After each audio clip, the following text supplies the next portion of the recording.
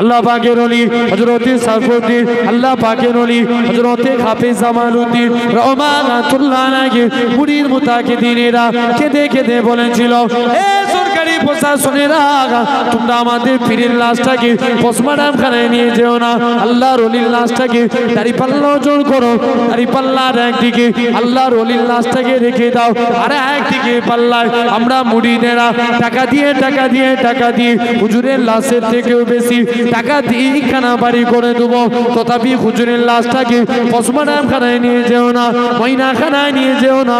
আল্লাহ পাকের ওলি হযরত হাফেজ জামালউদ্দিন রহমাতুল্লাহ আলাইহি লাশটাকে পোস্টমর্টম খানায় নিয়ে চলে গেলেন। একটুখানি ছুরি দিয়ে কাটা হয়েছে, একটুখানি ছুরি দিয়ে কাটা হয়েছে, ওই কাটা অংশটা থেকে তখনও পর্যন্ত আল্লাহ আল্লাহ আল্লাহ আল্লাহ আওয়াজ কানা ভেসে উঠেছে। তাহলে ইনাদের অন্তর কি? আমি এক নম্বর আলোচনা, অন্তর তিন প্রকার। এক নম্বর সুস্থ অন্তর, মানে কালবে সলিম, সুস্থ অন্তর। বড় পীর আব্দুল কাদের জিলানী এক চোর 30 বছর চুরি করছে। কত বছর? জোরে বলো না। 30 বছর। কেউ তাকে ধরতে পারে না, আর মনে মনে নিয়ত করছে আজকে বড় পীর সাহেবের বাড়িতে চুরি করতে যাব। হুজুর যদি ধরতে পারে যাবে, না ধরতে পারলে আমি চোর বড় পীর। তোমরা এসে বসে যাও না, দাঁড়িয়ে আছো কেন? হ্যাঁ, এখন কে বলছে? হুজুর ধরতে পারলে জানবো হুজুর বড় পীর, আর না ধরতে পারলে আমি চোর বড় পীর। হুজুর রাত্রে উঠে তাহাজ্জুদের নামাজ পড়ছেন, চোর সব চুরি করে ব্যাগের মধ্যে মাল ভরে দরজার কাছে চলে গেছে। যেই দরজার কাছে গেছে আল্লাহর কুদরত, অটোমেটিক দরজা বন্ধ হয়ে গেছে। জোরে বলবে না। দ্বিতীয় দিন আবার মালপত্র রেখে দরজা খুলতেছে, দরজা খুলে গেছে। তৃতীয়বারের বেলায় পুরোপুরি খালি হাতে গেলেও দরজা খুলছে না, ভর্তি হাতে গেলেও দরজা খুলছে না। চোর বলছে এবার পড়েছি, ধরা যায়। বড় পীর সাহেবের কাছে চলে গেছে। হুজুর বেয়াদবি মাফ করেন, আমি চোর সাক্ষ্য দিচ্ছি, আপনি হচ্ছেন বড় পীর। কোন আব্দুল কাদের জিলানী শিশু বেলায় নাবালক সন্তান, হুজুরের আব্বা হুজুরকে মসজিদে নিয়ে গেছে, বাবা চলো নামাজ পড়বে। সবাই মসজিদের বাইরে দাঁড়িয়ে আছেন। হুজুর কি করেছেন? যারা সব নামাজিরা নিচেই জুতো খুলেছে তাদের জুতো উপরে করে দিচ্ছেন। কোথায়? উপরে। আর যারা উপরে খুলছে তাদের জুতো নিচেই। আর বড় পীর সাহেব যে বলছে, বাচ্চা ছেলে তো মসজিদের বাইরে সিঁড়িতে বসে আছে, সব জুতো খুলে নিয়ে উপরে জুতো নিচেই, নিচের গুলো উপরে। বড় পীর সাহেব প্রায় এরকম করছে। এখন প্রথম দিন নামাজিরা বলছে কে জুতো সরাই দেবে। প্রথম দিন দেখে সেম প্রবলেম, দ্বিতীয় দিন দেখে সেম প্রবলেম, তৃতীয় দিনের দিন একজন নামাজ না পড়ে দেখছে কে জুতো সরায়। একজন নুকিয়ে দেখে বড় পীর আব্দুল কাদের জিলানী এই কাজ। এখন কোনো কথা না বলে বলছে তাই তো বলি আমাদের জুতো কেন গোলমাল হয়। সবাই মিলে আবু সালেহ মুসা জাঙ্গি রাহমাতুল্লাহ আলাইহি বলছে, হুজুর কোন ছেলে মসজিদে এনেছেন, এই প্রতিদিন আমাদের জুতো গোলমাল করে দিচ্ছে, খবরদার একে মসজিদে আনবেন না। বড় পীর সাহেব কোনো কথা না বলে বড় পীর সাহেবের আব্বা হুজুরকে নিয়ে বাড়ির দিকে চলে গেল। আল্লাহ পাকের ওলি হযরতে এরকম ভাবে আল্লাহ পাকের ওলি হযরতে আবু সালেহ মুসা জাঙ্গি রাহমাতুল্লাহ আলাইহি হুজুর আমার কি জানিয়েছিলেন, ও বাবা আব্দুল কাদের তুমি কেন এরকম কাজ করো, উপরে জুতো কেন নিচেই করো, নিচে জুতো কেন উপরে করো। ও যুবকেরা, ও কবিলার মানুষেরা, আল্লাহ পাকের ওলি হযরতে আব্দুল কাদের জিলানী রাহমাতুল্লাহ আলাইহি হুজুর আমার বলেছিলেন, আব্বা জান আমি নিজের ইচ্ছায় এই কাজ করিনি, আমার আল্লাহ পাক ইলহামের মধ্যে জানিয়ে দিয়েছিলেন, এ আব্দুল কাদের জিলানী যারা জান্নাতি মানুষ তাদের জুতোগুলোকে মসজিদে সিঁড়ির উপরে করে দাও। আমি আব্দুল কাদের জিলানী আল্লাহ পাকের জান্নাতি বান্দাদের জুতোগুলোকে মসজিদে সিঁড়ির উপরে করে দিই। আমি নিজের ইচ্ছায় কাজ করি, আল্লাহর হুকুমে করি। তাহলে এক নাম্বার সুস্থ অন্তর, দু নাম্বার মৃত অন্তর। যাদের অন্তর মরে গেছে যতই কোরআনের কথা বলেন হেদায়েত হবে হবে না। তিন নাম্বার কালবে মারিজ, অসুস্থ অন্তর। রোগ হয়েছে, সুস্থ করা যায় না, যায় না। আমরা রোগ হলে কার কাছে যাই? ডাক্তারের কাছে। ভালো করেন কে? আল্লাহ। অনুরূপ জেনে রাখবেন আমাদের অন্তরে রোগ হয়ে গেলে ওলি আল্লাহর দরবারে যাওয়া লাগে। ওলি আল্লাহরা জিকির দেন, আমরা জিকির করি, অন্তরের ময়লা পরিষ্কার হয়। জোরে বলে, ভুল বলছি না ঠিক বলছি? তাহলে এই কলবকে পরিবর্তন করতে গেলে জিকির করা লাগবে। আমি এ সম্পর্কে আলোচনা করতে গেলে আবার অনেক টাইমের প্রয়োজন। একটা কলবকে সুস্থ করতে গেলে চারটে কাজ করতে হবে। কটা? চারটা। এক নাম্বার, আল্লাহ নামে জিকির করতে হবে। কার নামে? আল্লাহ নামে জিকির করেন। যারা 5 ওয়াক্ত নামাজ পড়েন, মাগরিবের টাইমে, ঈশার টাইমে 2.5 মিনিট করে সময় নেন, আল্লাহ লা ইলাহা ইল্লাল্লাহ এই জিকির করেন। আপনি এক মাসে আমল করে দেখেন, অন্তর পরিষ্কার হবে। 2 নাম্বার, আল্লাহ শুকরিয়া আদা করতে হবে। 3 নাম্বার, ইসলামকে নিয়ে ফিকির করতে হবে। ফিকির মানে কি? চিন্তা করা। ইসলামকে নিয়ে ফিকির করা। তুমি ভাবছো আমার দোকানে ক টাকা কিনা বেচা হচ্ছে, এই সব নিয়ে আমরা চিন্তা করিনি তো? ইসলামকে নিয়ে চিন্তা করা, এটা হলো 3 নাম্বার। আর 4 নাম্বার, আল্লাহ বলছেন আস্তাগফিরুল্লাহ ইন্নাল্লাহা গাফুরুর রহিম। তোরা আমি আল্লাহ আমার কাছে তওবা কর, আমি আল্লাহ তোদের মাফ করে দেব। তাহলে দিল থেকে তওবা চাইতে হবে। এমন তওবা করেন। আমার পিন্নগরে আমার নানা হুজুর পীর কেবলা রাহমাতুল্লাহ আলাইহি বলতেন, উনি ছিলেন দাদা হুজুরের হাতে হাত দিয়া মানুষ, যিনাকে আল্লাহ 117 থেকে 18 বছর হায়াত দিয়েছিলেন। জোরে বলবেন না? আপনার এই এলাকার মানুষ বহু যেতেন। আপনি গিয়েছিলেন না? মাশাআল্লাহ। এত যিনাকে দেখলেই আল্লাহর কথা স্মরণ হতো। নিঃস্বার্থবান মানুষ ছিলেন, যিনার ইন্তেকালের সময় লক্ষ লক্ষ মানুষ জানাজায় হাজির হয়েছিল। হুজুর কেবলার লাশকে যেই জমিনায় রাখা হয়েছিল, আল্লাহ এক টুকরো মেঘ ছায়া করিয়ে দিয়েছিলেন। জোরে বলবেন না? আপনার এই কম বেশি এই এলাকার মানুষ আমার খুব মনে আছে। আমি তখন খুব ছোট ছিলাম। আমার এখন বয়স কি খুব বেশি হয়ে গেছে নাকি? মানে অলরেডি 2013 সাল, মানে 10 বছর আগে আমি অনেক ছোট ছিলাম। তখন ওয়াজের, আমি এত ওয়াজের লাইনেও নামি না। তখন সব এই সব এলাকা থেকে যেত, ওই হুজুর কেবলা ওখানে সবাইকে গিয়ে আমি দেখা করাতাম। চলেন দেখা করবেন। তো জেনে রেখে দেন আমার ভাইরা, আব্বারা, তরুণীরা। তাহলে আজকে আমি যে প্রসঙ্গে বললাম, ইনাদের অন্তর সুস্থ, জেনে রেখে দেন আমরা তওবা চাইবো। হুজুর কেবলা বলতেন, আমি দাদা হুজুর কেবলার কাছে দরবারে যেতাম। বসিরাটে আল্লামা হুজুর আসতেন, বাকুর শরীফে সুফি আব্দুল মমিন সাহেব আসতেন, বাংলাদেশ বরিশাল জেলার পীর মঈনুদ্দিন হামিদি সাহেব আসতেন। সবাই মিলে আমরা আমাদের পীরের দরবারে আসতাম, বলতাম হুজুর আপনি বেশি বেশি করে আমাদের তওবা বায়াত করান, বেশি বেশি করে তওবা করেন। আমার নবী বেগুনা মাসুম নবী হয়ে দিনে 70 থেকে 80 বার করে তওবা পড়তেন। জোরে বলবেন না? আমরা আল্লাহর কাছে তওবা চাইবো। যাও, আমার আলোচনা ওই যুবকের কথা মনে আছে তো? এখন আল্লাহর ওলি যুবকটাকে বুকের সঙ্গে বুক মুআনাকা করলেন। যুবকের অন্তর পরিষ্কার। অন্তর থেকে কি দেখতে পায়? অন্তরের চোখ থেকে আরশে আজিম দেখতে পায়। যুবক ছেলে বলছে হুজুর ছেড়ে যান। যুবকটা পরিবর্তন হয়ে গেল, আমল করতে লাগলেন, উচ্চ তবকার আল্লাহর ওলি হয়ে গেলেন। জোরে বলে। যুবকটা কিছু কানা মানুষ হুজুরের কাছে আসতো, হুজুর একটু দোয়া করেন আল্লাহ যেন আমার রোগকে ভালো করে দেয়। কিছু কানা হুজুরের কাছে এলে হুজুর কানার চোখে হাত রেখে দোয়া করতেন, আল্লাহ কানার চোখকে ভালো করে দেয়। কিছু প্যারালাইসিস হুজুরের কাছে আসতেন, হুজুর একটু দোয়া করেন আল্লাহ যেন পাকে ভালো করে দেয়। প্যারালাইসিসের পায়ে হাত রেখে দোয়া করতে প্যারালাইসিসও ভালো হয়ে যেত। এরম ভাবে দিকে দিকে যুবক আব্দুল্লাহর নাম ছড়িয়ে গেল। শুনছো তো? এখন মনে মনে করছে, বলছে এই ফিরি ফিরি আর কারো যাই। এরপরে যদি রোগ ভালো করতে চাস আগে কলেমা পড়, তবে রোগ ভালো হবে। জোরে বলবে না? কিছু আটটা বলছে ফিরি ফিরি কারো রোগ সারা হবে না। একজন আসলো, বলছে আগে কলেমা পড়। কলেমা পড়ালেন, কানার চোখ ভালো হয়ে গেল। আর রাজার যে মন্ত্রী, উনার চোখ ছিল কানা। কার? জোরে বলো। রাজার মন্ত্রী, মন্ত্রীর চোখ কানা। মন্ত্রী কিছু টাকা পয়সা সামাল নিয়ে রাজার কাছে, যুবক আব্দুল্লাহর কাছে এসে হাজির। এই যুবক, আমার চোখ ভালো করে দাও, টাকাগুলো লাও।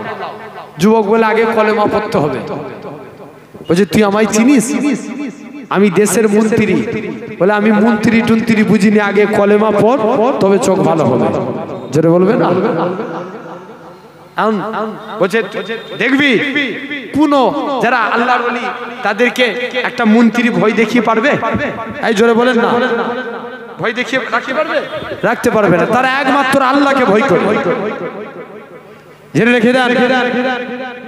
তো এরকম ভাবে যুবক আব্দুল্লাহ তাকে ভয় দেখাতে লাগে, বলছে না কলেমা পড়তে হবে, চোখ ভালো হবে। আর মন্ত্রী মনে মনে নিয়ত করছে, ঠিক আছে না এর সামনে কলেমা পড়েলি আর এখান থেকে চলে গেলি কলেমা পড়ে, চোখ কি ভালো হবে? কথা বলো না, হে কথা বলে নে। আল্লাহ গবিলার আব্বা গুরুর কাছে একটু জোরে বলেন, চোখ ভালো হবে।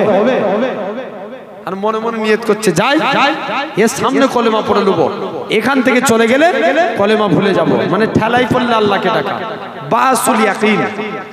যুবক বলছে ঠিক আছে কলেমা পড়ো। মুসলমান করে ছেলে মেয়েরা, বাবা তরুণেরা, হে নবী প্রেমিকেরা, যুবক আব্দুল্লাহ ওই মন্ত্রীর চোখের উপরে হাত রেখে আমার আল্লাহর কাছে কেঁদে কেঁদে দোয়া করেছিল, আল্লাহ পাক তুমি মন্ত্রীর চোখকে ভালো করে দাও। মন্ত্রীর চোখ যদি ভালো হয়ে যায়, আমি যুবক তোমার কাছে ওয়াদা করি, আল্লাহ এই মন্ত্রীর ওসিলায় আমি পুনরায় ইসলামকে জিন্দা করে দেখাবো। এমন সময়তে যুবক আব্দুল্লাহ এরকম ভাবে মন্ত্রীর চোখে হাত রেখে দোয়া করলেন, মন্ত্রীর চোখ ভালো হয়ে গেল। এমন শুনতে দেখতে পাওয়া যায় মন্ত্রী বলে, যুবক ছেড়ে দাও ছেড়ে দাও। ও যুবকেরা, আল্লাহ পাকের ওলি যুবক আব্দুল্লাহ এরকম ভাবে মন্ত্রীর চোখের উপরে হাত রাখলেন, মন্ত্রীর চোখ ভালো হয়ে গেল। মন্ত্রী বলে এবার বাড়ি চলে যায়। মন্ত্রীকে যুবকখানা ডাকে, না না না না এটা মানা যাবে না। মন্ত্রীকে কাছে ডেকে বুকের সঙ্গে বুক মিলিয়ে দিলেন, ওয়ানাকা করে নিলেন। মন্ত্রী বলে, হুজুর ছেড়ে দেন ছেড়ে দেন, আমি আমার কলবের চোখ থেকে আল্লাহর আরশে আজিম দেখতে পাই। আমিও আমার কলবের চোখ থেকে আল্লাহর আরশে আজিম দেখতে পাচ্ছি। যুবক আব্দুল্লাহ বলছে, যা। রাজার কাছে চলে গেলেন। রাজার কাছে সেই রাজা জিজ্ঞেস করছে, চোখ ভালো করলো কে? মন্ত্রীকে। মন্ত্রী বলছে, চোখ আমার আল্লাহ ভালো করেছে। এতদিন আমার দেশে আল্লাহ নাম হতো না। মন্ত্রীর দ্বারাই পার্লামেন্টে আল্লাহ আমার চোখ ভালো করেছে। বলছে, কে বললো আল্লাহ ভালো করেছে? আমি তোদের আল্লাহ। ঠিক বলছে আল্লাহ ভালো করেছে? না, কে বলছে তুমি আল্লাহ? তোমার মুখটাই কেমন বেকা পাড়া, তোমাকে আল্লাহ বলে মানবো না, আমি আমার আল্লাহকে আল্লাহ বলে মানি। বলছে, দাঁড়া যুবক আব্দুল্লাহ, এসো তোদের ব্যবস্থা করছি। বলছে, যাও না, যাকে তুমি জাদু শিখতে পাঠিয়েছো আমি ওই যুবকের দ্বারাই কলেমা পড়ে এসেছি। যুবক আব্দুল্লাহকে কিছু সৈন্য পাঠিয়ে ধরে নিয়ে চলে গেলেন। এই তোকে আমি এত টাকা খরচা করে জাদুবিদ্যা শিখতে পারি, যা তুই কলেমার প্রচার করছিস? যুবক আব্দুল্লাহ বলে, রাজা অত শত বুঝিনি, আগে কলেমা পড় তবে চোখ ভালো হবে। তবে আজকের দিনে যুবক রাজাকে এসে বলে, এই ইউসুফ জুনওয়াজ, তোমাকেও কলেমা পড়া লাগবে। রাজা বলছে, না দাঁড়া, তোর ব্যবস্থা করছি। 70 জন সৈন্য দিয়ে পর্বতের চূড়ায় পাঠিয়ে দিলেন। মুসলমান ঘরের ছেলে মেয়েরা, পাড়া তরুণেরা, হে নবীর প্রেমিকেরা, যুবক আব্দুল্লাহকে পর্বতের চূড়ায় পাঠিয়ে দিলেন। পর্বতের চূড়া থেকে ফেলে দেওয়া হবে। এমন সময়তে যুবক আব্দুল্লাহ ঝরঝর করে কাঁদে, আল্লাহ পাক তুমি আমায় হেফাজত করো। তুমি যদি আমায় হেফাজত না করো, কে বাঁচাবে? আল্লাহ আল্লাহ আমি যদি এখান থেকে আমি যদি বেঁচে থাকি, ইসলামের পতাকা পার্লামেন্টে উড়িয়ে দেখাবো। যুবক আব্দুল্লাহ 70 জন সৈন্যরা পর্বতের চূড়ায় নিজেদের জীবন বাঁচাতে লাগে। আল্লাহর হুকুমে পাহাড়খানা কম্পিত হতে লাগে। 70 জন সৈন্যরা নিজেদের জীবন বাঁচাতে লাগে। যুবক আব্দুল্লাহ এরকম ভাবে আস্তে আস্তে করে যুবক আব্দুল্লাহ পর্বতের চূড়ায় উঠে গেলেন। পর্বতের চূড়া থেকে সহি সালামতে নিচই নেমে গেলেন, রাজার কাছে গেলেন। ও যুবকেরা, রাজা খানা বলে, যুবক আব্দুল্লাহ বলো তো দেখি, কে তোমায় বাঁচিয়েছে? যুবক আব্দুল্লাহ বলে, আমাকে আমার আল্লাহ বাঁচিয়েছে। দ্বিতীয়বার তাকে সমুদ্রের ধারে নিয়ে চলে গেলেন, মা সমুদ্রে পানির উপরে ফেলে দিলেন। যুবক আব্দুল্লাহ আল্লাহ পাকের হুকুমে আড়াই চলে আসলেন। যুবক আব্দুল্লাহ আবার রাজার কাছে যায়। রাজা বলে, যুবক রে, তোকে কে বাঁচিয়েছে? আমাকে আবার আল্লাহ বাঁচিয়েছে। তুই কি চাস? যুবক বলে, একখানা সমাবেশ তৈরি করো। ও যুবকেরা, যুবক আব্দুল্লাহ একটা সমাবেশ তৈরি করলেন। সমাবেশে বলতে লাগে, এই আমাদের দেশে মানুষেরা তোমরা আমার আল্লাহকে মেনে নাও, পরকালে নাজাত পেয়ে যাবে, আযাবে জাহান্নাম থেকে রেহাই পেয়ে যাবে। যখন এই কথা কানা বলে ওই আমার দেশে শত শত মানুষ ওই যুবক আল্লাহর ওলির হাতে হাত দিয়ে ইমানে কালেমা পড়ে মুসলমান হয়ে গেলে। আজও চেষ্টা করলেও কেউ যদি ইসলামকে মিটাতে চায় পারবে? কোনোদিন পারবে না। তাহলে আল্লাহর গোলাম হতে গেলে 2 নম্বর আমরা কলেমাকে জিন্দা করব, বলি ইনশাআল্লাহ। আল্লাহর উপরে ভরসা রাখেন। 3 নম্বর আমরা নবীকে ভালোবাসবো। কাকে? আল্লাহর গোলাম হতে গেলে নবীর মোহাব্বত দিল থেকে করতে হবে। নবীকে ভালোবাসি না? কারা কারা ভালোবাসে একবার হাত তুলে দেখান দেখিনি। তাকবীর মারো। একজন দাও জোর করে।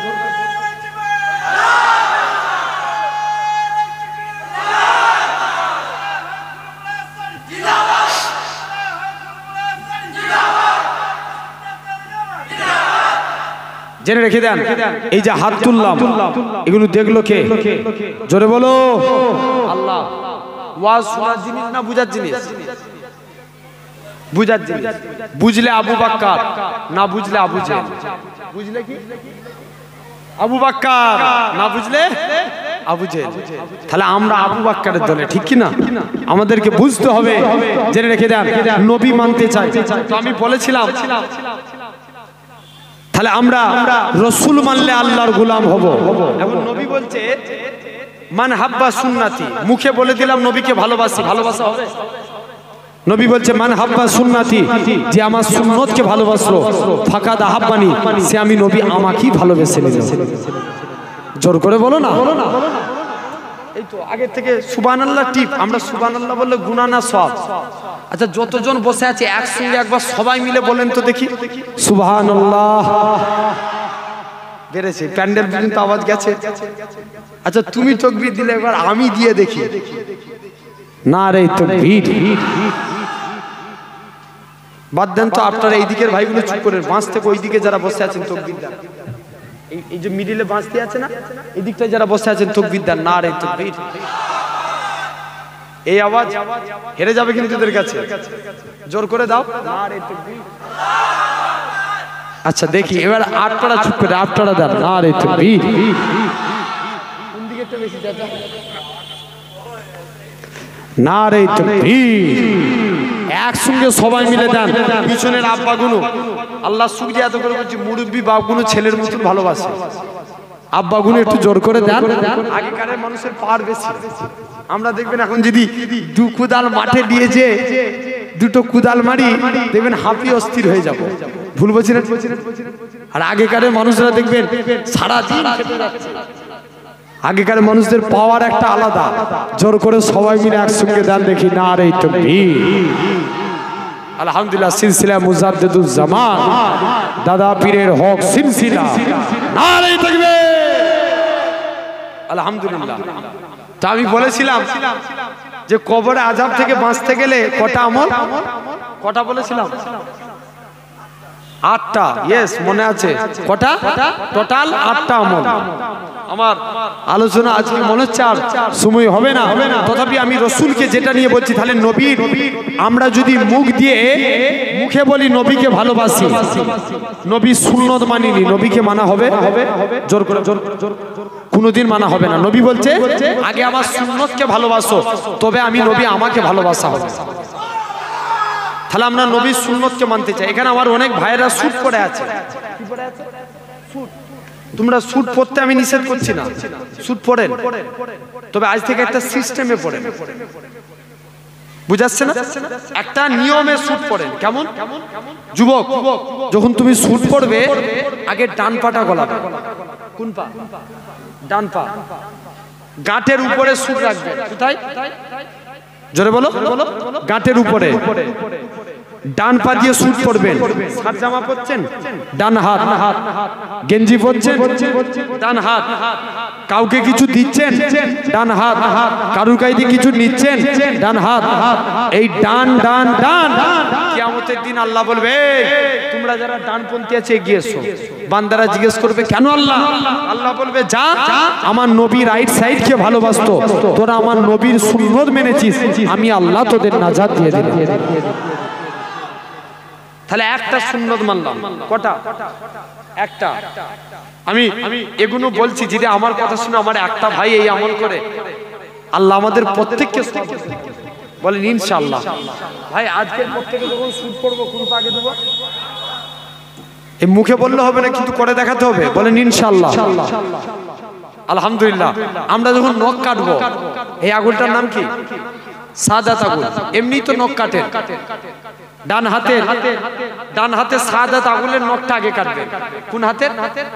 ডান হাতে সাদাত আগুল পরস্পর কেটে আসলে বাম হাতের বুড়ে আগুল পরস্পর কেটে গেলেন, বাম হাতের বুড়া আগুল ডান হাতের বুড়া আগুল।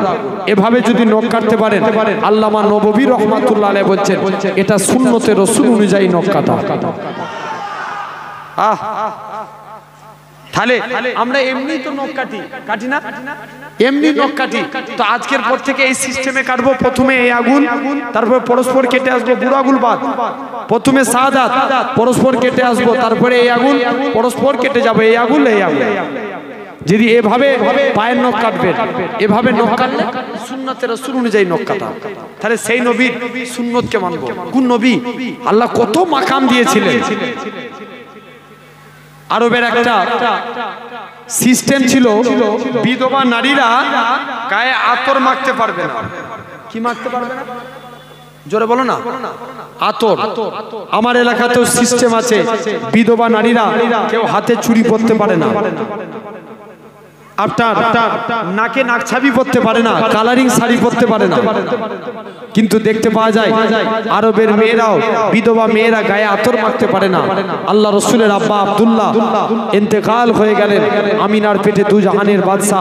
আমিনা বাড়ি থেকে কাজ করে আমিনার শরীর দিয়ে খুশবু বেরোয়, গোটা মক্কার জমিনে ছড়িয়ে যায়। জোরে বলে আমরা নবীর গোলাম আরো চিল্লে হই না?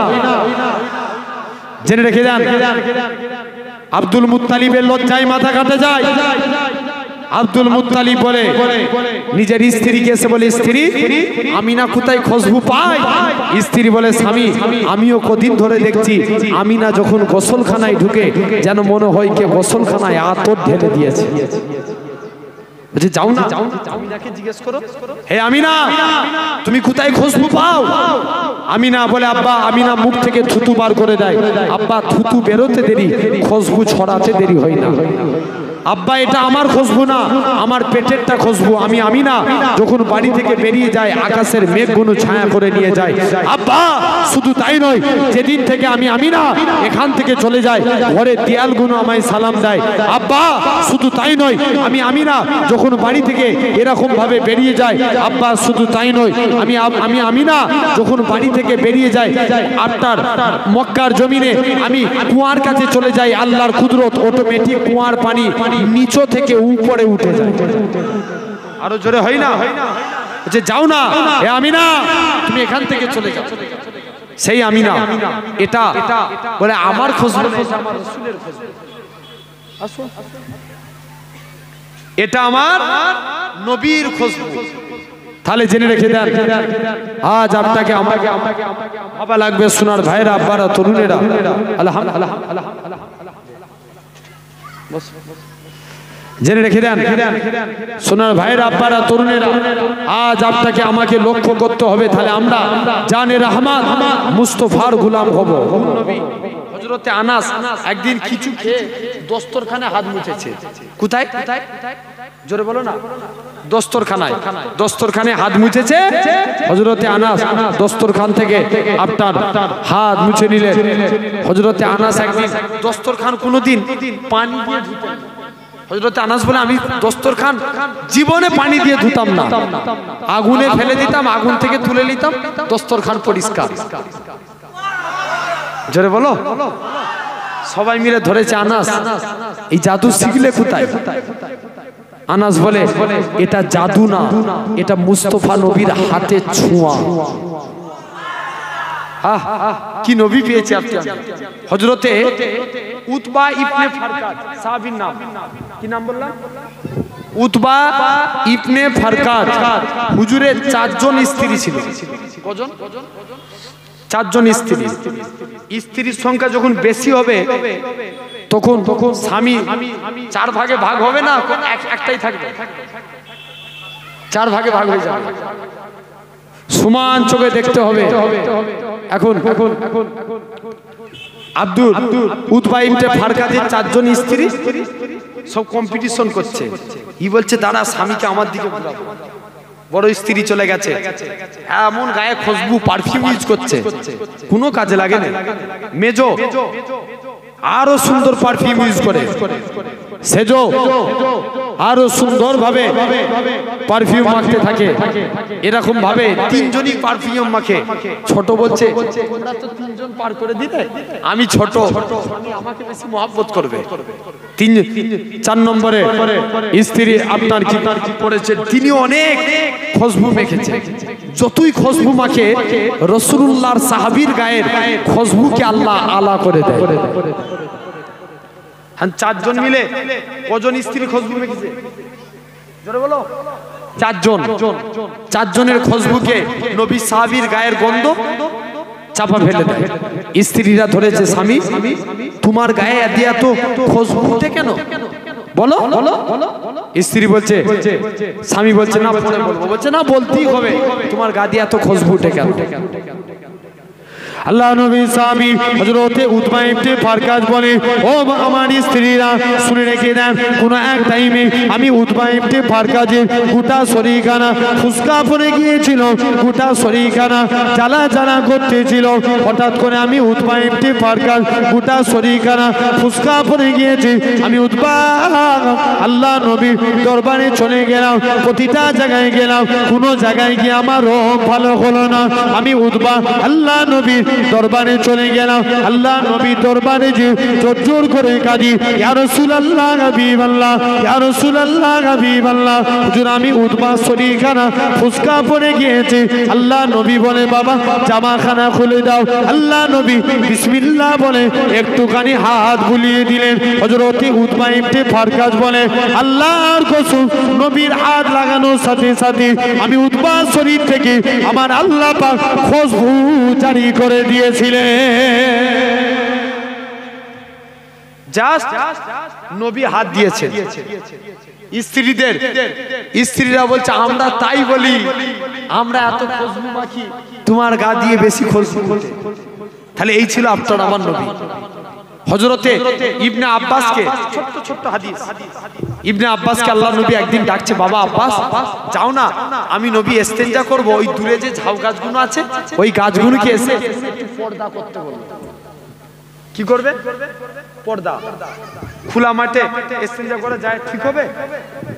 দেখবেন আমরা রাস্তাঘাটে অনেকে ইস্তেঞ্জা করি, এমন ভাবে বসে যায় সামনে দিয়ে কেউ গেলে সব দেখে পালিয়ে যায়।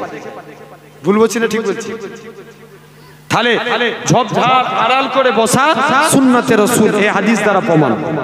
জেনে রেখে দেন, ইবনে আব্বাসকে নবী ডাকছে, বাবা আব্বাস যাও না, ওই গাছগুলোকে যে বলো আমি নবী, আমার জন্য যেন তারা একটু পর্দা করে। মুসলমান ঘরের ছেলে মেয়েরা, বাবা তরুণেরা, হে নবীর প্রেমিকেরা, হযরত ইবনে আব্বাস রাদিয়াল্লাহু তাআলা আনহু হুজুর আমার চলে গেলেন। এই গাছে সাজার তোমাকে আল্লাহ নবী ডাকে, যখন প্রথমবার বলে ওই গাছের পাতাগুলো নাড়া দেয়, দ্বিতীয়বার বলে এই গাছে সাজার তোমাকে আল্লাহ নবী ডাকে, দ্বিতীয়বার যখনই বলে গাছের ডালগুলো নাড়া দেয়, তৃতীয়বার বলে আল্লাহ নবী তোমাকে ডাকে। সঙ্গে সঙ্গে ওই গাছ মানুষের মতো কদমে পড়ে, এরকম ভাবে যেমন মানুষ এক জায়গা থেকে আরেক জায়গায় যায়, ওই গাছগুলো এরকম ভাবে মাটি ফাঁক করে এক জায়গায় এসে পর্দা করে ফেললে। ও যুবকেরা, আল্লাহ নবী ওই জায়গায় দাঁড়িয়ে নবী আমার ওই জায়গায় ইস্তিনজা করলেন। আল্লাহ নবীর ইস্তিনজা করা কমপ্লিট হয়ে গেল। নবী আমার সাহাবী হযরত ইবনে আব্বাসকে ডেকে বলে, ও বাবা আব্বাস চলে যাও, তুমি এই গাছগুলোকে নিচের জায়গায় চলে যেতে বলো। গাছগুলো আবার নিচের জায়গায় চলে যায়। ও যুবকেরা, হযরত ইবনে আব্বাস বলে আমি মনে মনে চিন্তা করি, নবী তো ইস্তিনজা করে গেল, গাছ এসে পর্দা করলো, এই জায়গায় কি ঘটেছে? আমি আব্বাস এ দেখি আল্লাহর কসম ওই জায়গাতে মুসকে আম্বরের থেকেও বেশি খুশবু চালু হয়ে গেছে। এই ছিল আপনার আমার নবী। আচ্ছা বলুন তো, এই গবিলাতে আমি এসেছি, সব ছেলেগুলো বেড়া চাপায় আনতে গেছিল, কোথায়? বেড়া চাপা। আমি কোনোদিন গবিলাতে আসিনি, ফার্স্ট টাইম আসলাম। তো যদি এরা আনতে না যেত আমি এই জায়গায় এসে দেখতে পারতাম? গবিলা কোথায় খুঁজি মরতাম এখন, ঠিক কি না? তো এখন আমাদের যুগ হয়ে গেছে ফোনের যুগ। মনে করেন আমি এখান থেকে কোনো মানুষ আমার দরবারে গেল, যে আমার সঙ্গে যদি যোগাযোগ থাকে, দরকার থাকে, আপনারা যাবেন, যে যদি আমি বাড়িতে না থাকি ফোন করে খবর নেবেন না, ভাইজান আপনার বাড়িতে এসেছি। হ্যাঁ না না, আচ্ছা বলেন নবীর টাইমে কি ফোন ছিল? জোরে বলেন, নবীর টাইমে ফোন থাকে না। তাহলে আল্লাহ রসুল মাঝে মাঝে দরবার থেকে কোথাও চলে যেতেন, সাহাবারা কি করে নবীকে খুঁজে পেত? কিতাবে এসেছে নবী যখন যেই বাড়িতে থাকতেন, বাড়ি থেকে যখন কোথাও চলে যেতেন, আল্লাহ নবী যেই রাস্তা দিয়ে যেতেন ওই রাস্তা দিয়ে আল্লাহ খুশবু চালু করে। আরো জোরে হয় না? আল্লাহ নবী সাহাবীরা ওই খুশবু শুনে শুনে শুনে আল্লাহ নবী সাহাবীরা নবীর কাছে পৌঁছে যেতেন। যেমন এখন আমরা ফোনে যোগাযোগ করে এই জায়গায় আসছি, আর নবীর টাইমে নবীর খুশবু শুনে নবীর কাছে পৌঁছে যেতেন। এই ছিল আপনার আমার নবী। হযরতে মদিনা মুনাওয়ারার এক ইমাম ছিলেন, যিনার নাম ছিল হযরতে আসেম রাহমাতুল্লাহ আলাইহি। কি নাম বললাম? আসেম। নাম কি? আসেম রাহমাতুল্লাহ আলাইহি, মদিনা মুনাওয়ারার ইমাম। জেনে রেখে দেন, হযরতে আসেম তিনি কি করলেন? আস্তে আস্তে করে হযরতে আসেম একদিন মুখ দিয়ে কথা বলছে, আসেমের মুখ দিয়ে খুশবু বেরোচ্ছে। জোরে বলবে না? কি বেরোচ্ছে? খুশবু বেরোচ্ছে। সবাই মিলে বলছে আসেম তোমার মুখ দিয়ে মুরিদরা ধরেছে। হুজুর নবীর তো এগুলো জীবদ্দশা, আগে যেগুলো আলোচনা করলাম ওগুলো জীবিত থাকা অবস্থায় ঘটেছিল, আমি ইন্তেকালের পরের ঘটনা বলছি। হযরতে আসেম সবাই মিলে ধরেছে, হুজুর আপনার মুখ দিয়ে এত খুশবু উঠে কেন? বলছে না বলবো না হুজুর, বলতেই হবে। মুরিদ এখন ধরেছে, মুরিদ পীরকে কিভাবে ভালোবাসবে? আব্বার কেমন করে? আব্বার মতো। বলছে না হুজুর বলতেই হবে, আপনার শরীর দিয়ে এত খুশবু উঠে কেন? আল্লাহ পাকের নবী হযরতে আসেম রাহমাতুল্লাহ আলাইহি হুজুর আমার মুরিদদেরকে ডেকে বলে, ও বাবা মুরিদ শুনে রেখে দাও, আমি আসেম একদিন আমি হঠাৎ করে রাত্রে শুয়ে আছি, হঠাৎ করে দেখি আল্লাহ নবী দিন দুনিয়া বাদশা হাবিবুল্লাহ জনাবে মুহাম্মদুর রাসূলুল্লাহ সাল্লাল্লাহু আলাইহি সাল্লাম হুজুর আমার এরকম ভাবে আল্লাহ নবীর সঙ্গে স্বপ্নে স্বপ্নে দিদার নসিব হয়ে গেল। ও যুবকেরা, হযরতে আসেম বলে আমি হঠাৎ করে দেখি আল্লাহ নবীর সঙ্গে দিদার নসিব হয়ে গেল। আল্লাহ নবীর সম্মানে আমি আসেম তাজিমে দাঁড়িয়ে গেলাম। আল্লাহ নবী বলে, বাবা আসেম তুমি আমি নবী আমায় একটু কোরআন পড়ে শোনাও। হযরতে আসেম বলে, আমি আল্লাহ নবীর সম্মানে দাঁড়িয়ে দাঁড়িয়ে কোরআন তেলাওয়াত করি। আল্লাহ নবী কোরআন খানা শুনে আমি আসেম কোরআন খানা পড়ি। আল্লাহ নবী কোরআন খানা শুনে, ও যুবকেরা, হযরতে আসেম কোরআন খানা কমপ্লিট হয়ে গেল। আল্লাহ নবী জোর করে কাঁদে, বাবা আসেম তুমি আমি নবী আমার দিলকে ভরিয়ে দিয়েছ, আমি নবী আমার মনকে খুশি করে দিয়েছ, চলে যাও বাবা চলে যাও। আমি নবী বললাম তুমি একটু জিহ্বাখানা বার করো। হযরতে আসেম জিহ্বাখানা বার করে দিলেন।